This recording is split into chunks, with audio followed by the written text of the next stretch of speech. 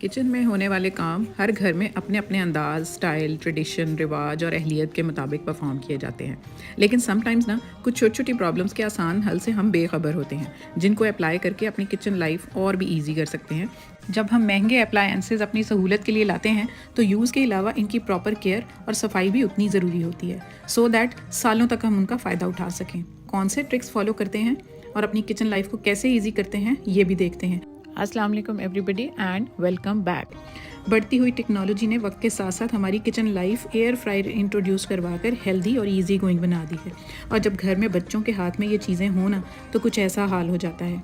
जी हाँ, जब मैं किचन से निकल जाती हूँ तो बच्चों की लेट नाइट क्रेविंग्स जागती हैं और वो फ्रोज़न आइटम्स को अपनी ईज़ को सामने रखते हुए ना डीप फ्राइंग को छोड़कर एयर फ्रायर को प्रेफर करते हैं। मैं इसलिए नहीं जानती कि एटलीस्ट हेल्दी ऑप्शंस तो अवेल कर रहे हैं ना। सफाई कर देती हूँ लेकिन थोड़ा सा केयरफुली हैंडल करते हुए, जिसके लिए थोड़ा सा नीम गर्म पानी ले लेती हूँ और उसमें थोड़ा डिश वॉशिंग लिक्विड डाल के, थोड़ा सा सिरका डाल के, तो ये स्क्रबर के साथ ना इसको मैं थोड़ा हल्के बिल्कुल सॉफ्ट हाथों से इसको स्क्रब कर लेती हूँ। लेकिन उससे पहले थोड़ी देर के लिए छोड़ देती हूँ ताकि ना इसकी कोई भी इसके अंदर ऑयल है तो वो अपनी जगह छोड़ दे। इसी तरह इसका जो बड़ा पैन जिसके अंदर ये फिक्स होता है उसको भी ऐसे ही बस हल्के हाथों से ना साफ़ कर लेती हूँ। ये इतना सेंसिटिव होता है कि इसके अंदर की कोटिंग ख़राब ना हो जाए, तो इसको हमने बड़ा केयरफुली हैंडल करना होता है।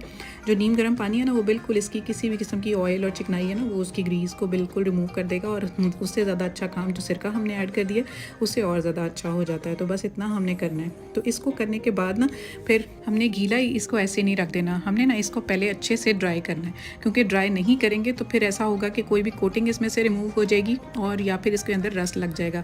तो इसका इनर सरफेस भी अच्छे से किसी कॉटन क्लॉथ से मैंने साफ़ कर लिया। इसको बहुत ही हल्के हाथों से साफ़ करना है, बहुत ज़्यादा सख्त हाथ लगाने की ज़रूरत नहीं है। और फिर माइक्रो फाइबर क्लॉथ या कोई अच्छे मटेरियल का टावल लेकर ना उसको अच्छे से हम ड्राई कर लेंगे। अब ड्राई करने के बाद इसको ना मज़ीद इसी तरह से हम नहीं रख देंगे। आइंदा से बचत किस तरह हो सकती है कि ये ज़्यादा गंदा ना हो, उसके लिए बेस्ट यही रह जाता है कि हम इनके लिए ना प्रॉपरली लाइनर्स यूज़ करें। तो लाइनर्स बाज़ार में इजीली अवेलेबल हैं, अगर हम ऑनलाइन भी सर्च करें ना। अगर आपके पास नहीं है तो इस तरह के बटर पेपर तो ऑलमोस्ट हर किचन में होता ही है ना, तो आप उसको भी इसके बेस के साइज़ का काट कर उसके अंदर फिक्स कर सकते हैं। इससे ये होगा कि जब भी कोई भी आइटम आप इसके अंदर फ्राई करने लगे हैं ना तो वो उसके जो भी रेजिड्यूज़ होंगे ना, कोई भी ऑयल होगा तो ये बटर पेपर अपने अंदर उनको एब्जॉर्ब कर लेगा और उसकी बेस जो है वो बिल्कुल नीट एंड क्लीन हो जाएगी और हमारा काम अच्छे से हो जाएगा। इस तरह से ये देखें मैंने अब इसको फ्राई कर लिया आइटम्स को। तो अब इनको जब मैं निकाल रही हूँ ना तो जितना भी इसका ऑयल है, एक तो एब्जॉर्ब हो गया एक्स्ट्रा ऑयल, ये हमें और ज़्यादा एडवांटेज हो गया। दूसरा ये है कि कोई भी रेजिड्यूज़ हैं ना वो इसके ऊपर रह जाएंगे और हमारी चीज़ बिल्कुल क्लियर रहेगी, तो कोफ्त नहीं होगी हमें इसको ना साफ़ करने की। तो बच्चे अगर ये आदत अडॉप्ट करें तो बहुत अच्छा है, अदरवाइज़ हम तो ज़रूर यूज़ करें।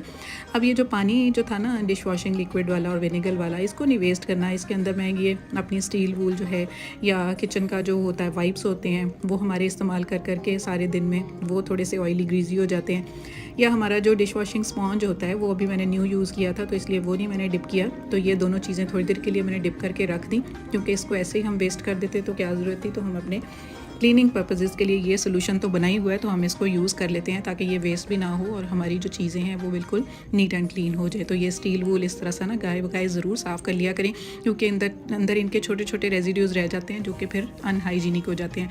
तो जब आपके पास आजकल जैसे अफ्तारी में थोड़ा कम टाइम हो ना तो ये ओवरनाइट सोक किए हुए मैंने चने थे, तो आधा तो इनका काम हो गया हुआ था ओवरनाइट सोक करने की वजह से। तो इस तरह की जाली भी किचन में होती है, तो मेरे पास टाइम कम था, मैंने ना ये जाली रख कर कुकर में तो ऊपर इसके पोटैटोज़ भी रख दिए जो कि मुझे आलू चने बनाने थे। तो मैंने कहा चलो ये अब मेरा टाइम भी बच जाएगा और मेरी गैस की भी बचत हो जाएगी और मेरा एक ही पैन गंदा होगा।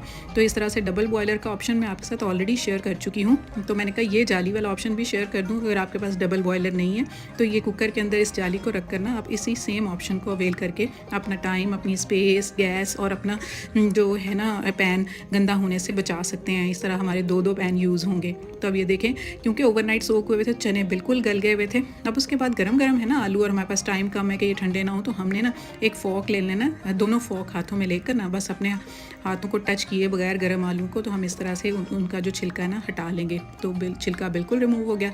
इस तरह से बाकी आलू का भी मैंने कर लिया। अब ये देखें फ़ोक बिल्कुल क्लियर करके, तो मेरा ये काम कितना आसान हो गया ना।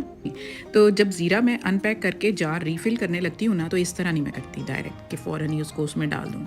सबसे पहले तो मैं उसको किसी स्टेनर में निकाल लेती हूँ सारा, स्टेनर में निकाल कर उसको अच्छे से फिर मैं स्टेन करती हूँ। अब आप ये देख रहे हैं ना कि इसमें ये कितनी डस्ट और इतने ये वेस्ट पार्टिकल्स और समटाइम्स सैंड भी होती है, जो कि अगर हम इस तरह से स्टेन ना करें तो हमारे खानों में शामिल हो सकती है और हमें हेल्थ हैज़र्ड्स आ सकते हैं। तो इसके लिए स्टेन करना इसको बहुत ज़रूरी है।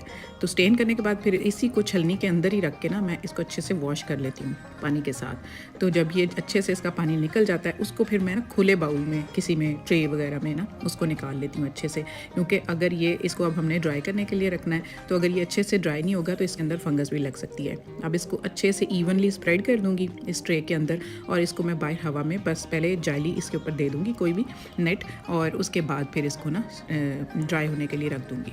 तो मेक श्योर कि जब ड्राई हो जाए तो उसके बाद फिर इसको ना मैं जार में दोबारा से रीफ़िल कर लूँगी। अब इसमें किसी किस्म के कोई भी डस्ट पार्टिकल्स नहीं हैं, कोई भी वेस्ट नहीं है और ज़ीरा बिल्कुल साफ़ सुथरा हाइजीनिक हो चुका है। बेहतर यही है कि आप इसको ना रोस्ट कर लें पहले हल्का सा तवे के ऊपर, फिर रखें। अगर नहीं तो डायरेक्ट भी आप इसको ड्राई करके बस इसको इस तरह से फ़नल के थ्रू जार के अंदर रीफ़िल कर सकते हैं। तो अब ये यूज़ करने के लिए तैयार है। इसका आप पाउडर भी बना के रखें रोस्ट करके हल्का सा, तो वो भी बहुत अच्छा रह जाता है। एरोमा बहुत अच्छा आता है खाने में और बहुत ही ज़बरदस्त लगता है। तो अब इसको रीफ़िल करके हम रख देते हैं।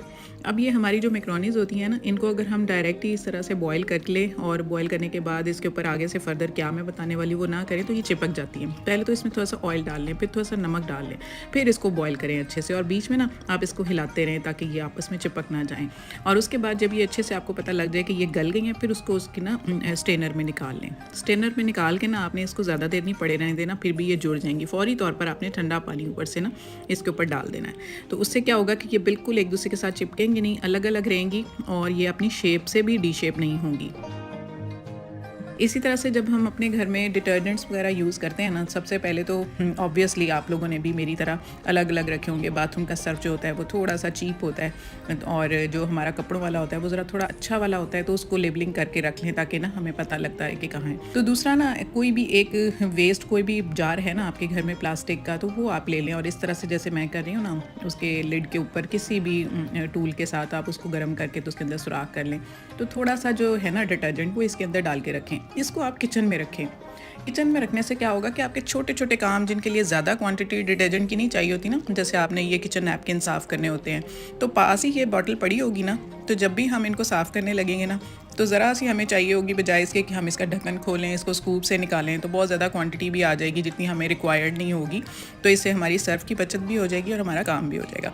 इसी तरह ये सोडा जो बहुत ही पिंच ही यूज़ हो रहा होता है, उसको भी मैंने उसके लिड में ना इस तरह सुराख किया हुआ है। जब मुझे ज़्यादा चाहिए हो तो स्पून रखा हुआ है। वैसे ये ज़्यादा यूज़ तो नहीं होता, बहुत ज़्यादा क्वांटिटी में पिंच ही यूज़ हो रहा होता है। तो इस तरह ये सुराख करके तो मैं काफ़ी ज़्यादा ना अपनी लाइफ ईजी कर लेती हूँ। अब ये देखें, अंडे जब आते हैं ना घर में, आजकल तो जैसे मौसम थोड़ा सा इस तरह है कि बाहर भी पड़े रहे तो कोई बात नहीं, तो उसकी जो बास्केट होती है ना, उसके अंदर जो ऑलरेडी पड़े होते हैं ना, उनको मैं पहले निकाल लेती हूँ, क्योंकि इनकी शेल्फ़ लाइफ तो ऑलरेडी कम होगी ना। तो ऐसा होता है कि ये ज़्यादा देर तो इनको बाहर वैसे भी नहीं रखा जाता, हम फ्रिज में ही प्रेफर कर रहे होते हैं। ख़ासकर जैसे समर ऑलमोस्ट स्टार्ट हो गया तो हम इसको फ्रिज में रखते हैं और विंटर में हम इनको बाहर भी रख देते हैं।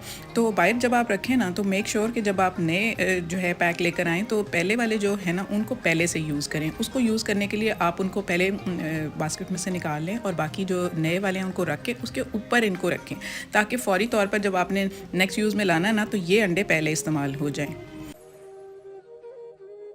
रमज़ान शरीफ के पहले चांद का दीदार अगर आप में से किसी से मिस हो गया हो तो आपकी अपनी वुमेनिया ATF ने आपके लिए कैप्चर कर लिया, सो दैट आप भी इस मुबारक मंजर से मुस्तफ़ीद हो सकें। सुभान अल्लाह। So this was all about today's video. If you like it, then share it with others to spread benefits. Subscribe Womania ATF and press the bell icon to get each notification in time. See you all soon inshallah in very next video. Till then, happy Ramadan preparations 2025. Allah Hafiz and bye bye.